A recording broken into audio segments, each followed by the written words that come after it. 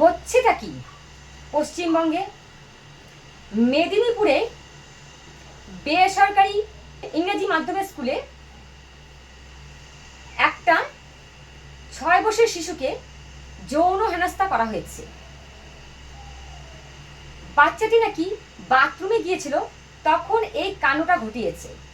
বাচ্চাটি ওর মার সঙ্গে যখন টোটোতে করে যায়, তখন বাচ্চাটি ওর মাকে সব কথা বলেছে।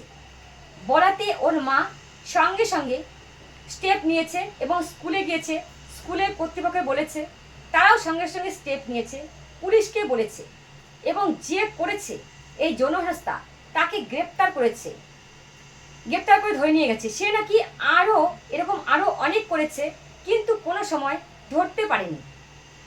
বাচ্চাটি যখন বললো তার মাকে, বলার পর বাচ্চার মা যখন স্কুলে বলল, তখনই তাকে গ্রেপ্তার করে নিয়ে যাওয়া হয়েছে। তখনই জিনিসগুলো সব জানানি হয়ে গেছে যে ও আরও করেছে। তার মানে স্কুলে গেলেও এখন কোনো বাচ্চা নিরাপদ নয়। যেটা দেখা যাচ্ছে, ছাত্রী হোক আর ছাত্র হোক, কোনো বাচ্চাই নিরাপদ না। যেখানেই যাচ্ছে, ছাত্র আর ছাত্রী হোক, সবাই দেখি যৌন হেনস্থা হয়ে যাচ্ছে। তাহলে এটা কি শুরু হয়েছে? এটা তো বুঝেই পাচ্ছি না। এটা আপনারা দেখুন, বুঝুন কি হচ্ছে, আমরা কি বলবো। ভিডিও দেখলাম, দেখে আপনাদের সেটা শেয়ার করলাম। আমি ভিডিওটা দেখেছি, দেখে শেয়ার করলাম। এখন আপনারা বলেন, এখন আমি কি বলবো, এটাতে কি যে শুরু হয়েছে এটা। জয় ভারত।